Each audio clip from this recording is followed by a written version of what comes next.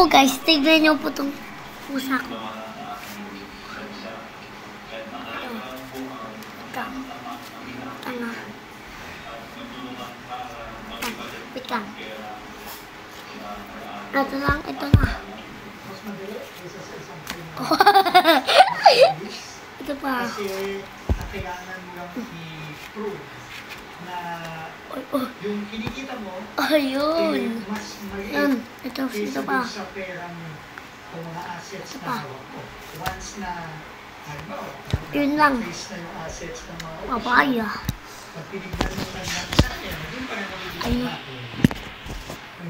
Hello guys, naka-video pa ba? Ang presumption doon, agad is illegal yun. Guys.